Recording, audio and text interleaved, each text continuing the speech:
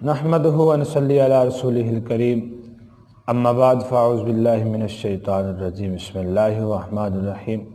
ناظرین محترم، ہم نے پہلی ویڈیو جو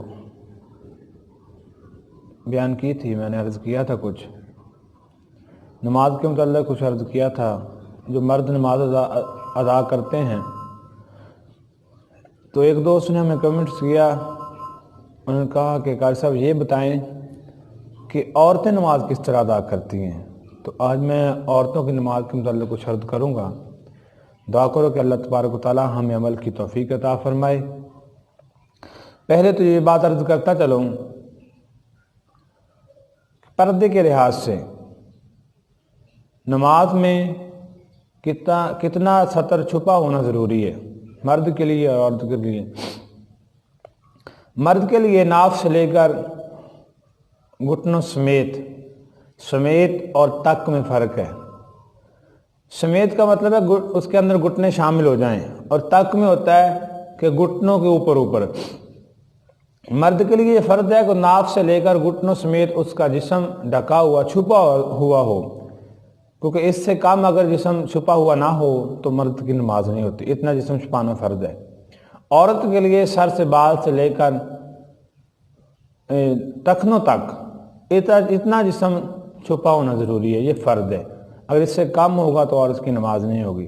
ہاں، مجبوری کی حالت میں تو کافی مسائل ہیں۔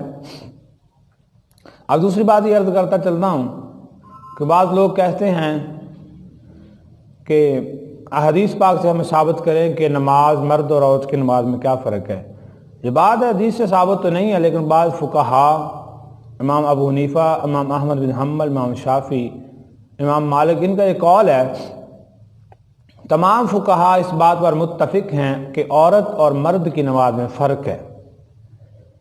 کیونکہ ہمیں یہ بھی پتہ چلتا ہے کہ شریعت کے مسائل ہیں کہ اگر کوئی بات ہمیں قرآن مجید سے سمجھ نہ آئے تو حدیث پاک سے سمجھ لینا۔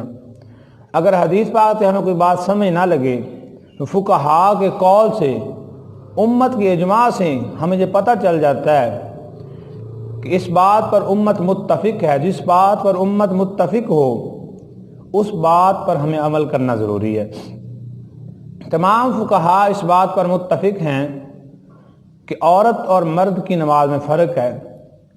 حدیث پاک سے تو یہ بھی ثابت نہیں ہے کہ عورت، جب انسان حج کے لیے جاتا ہے، مرد کے لیے حکم ہے کہ وہ دوڑے، اور عورت کے لیے حدیث پاک سے ثابت نہیں ہے کہ عورت دوڑے، لیکن عورت کے لیے یہ حکم ہے۔ فقہا کے متعلق فقہا کا اس بات میں متفق فیصلہ ہے کہ عورت دوڑے نہیں بلکہ آہستہ آہستہ چلے۔ اور یہ بھی حدیث پاک سے ثابت نہیں ہے کہ مرد بلند آواز سے لبیک اللہم لبیک یہ کلمات بیان کرتا ہے، عورت کے لیے حکم ہے کہ آہستہ کہ حدیث پاک سے یہ ثابت نہیں ہے، یہ فقہا کے قول سے ثابت ہے۔ جب فقہا کا قول ہمارے سامنے آ جائے اس بات پر عمل کرنا ہوتا ہے، کیونکہ تمام فقہا اس بات پر متفق ہیں۔ اور اسی بات پر فقہا کا یہ قول ہے کہ عورت اور مرد کی نماز میں فرق ہے، کیونکہ عورت پردہ یعنی چھپانے والی چیز کو کہتے ہیں۔ عورت چھپا ہوا، جس چیز کو چھپایا جائے اس کو عورت کہتے ہیں۔ ستر عورت کہتے ہیں، ستر کہتے ہیں جسم کو، عورت چھپا ہوا، جیسے ایسے ہی اس عورت کا معنی چھپایا جانا۔ اگر عورت چھپانے والی چیز نہ ہوتی تو عورت کو اذان کا بھی حکم ہوتا کہ عورت اذان پڑھے، کیونکہ نہیں، نبی کریم صلی اللہ علیہ وسلم کا ارشاد ہے کہ عورت وہ چیز ہے جس کو چھپایا جائے۔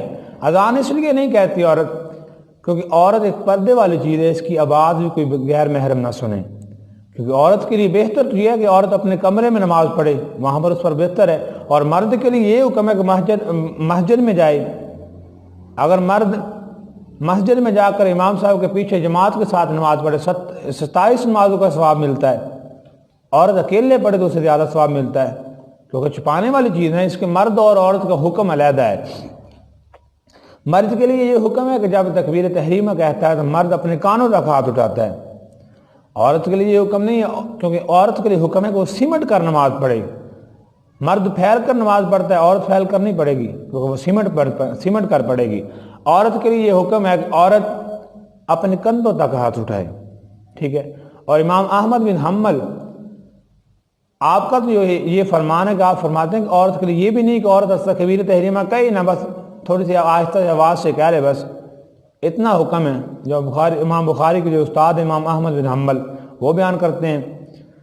باقی فقہا کا اس بات پر متفق فیصلہ ہے کہ عورت اور مرد کا نماز میں فرق ہے. مرد اپنے کانوں تک ہاتھ اٹھاتا ہے اور عورت کے لیے حکم ہے کہ وہ اپنے کندھوں تک ہاتھ اٹھائے. اور عورت کے لیے یہ حکم ہے کہ مرد اپنی کلائی پر ہاتھ باندھتا ہے ناف کے نیچے، اور عورت کے لیے یہ حکم ہے کہ سمٹ پر اپنی چھاتی کے ساتھ ہاتھ باندھنے نہیں ہے بلکہ دایاں ہاتھ بائیں ہاتھ کے اوپر رکھنا ہے. اور جب عورت رکوع کرتی ہے مرد کے لیے یہ حکم ہے کہ مرد پورا پلین اس کی کمر ہو جائے، سیدھی ہو جائے. عورت کے لیے یہ حکم ہے کہ تھوڑا سا جھکے، تھوڑا سا ہلکا سا. جب سجدہ کرتے ہیں عورت کے لیے یہ حکم ہے کہ وہ سجدے میں زمین کے ساتھ پھیل جائے، اور مرد کے لیے یہ حکم ہے کہ مرد اوپر اٹھ کر اس کے بازو علیحدہ ہوں، اس کے ران علیحدہ ہوں، مثلا وہ اٹھا ہوا ہو. اور مرد کے لیے حکم ہے کہ وہ زمین کے ساتھ لیٹ کر نماز پڑھے. عورت اس کے جو پاؤں ہیں دونوں وہ سجدے کی حالت میں دائیں طرف نکلے ہونے چاہیے.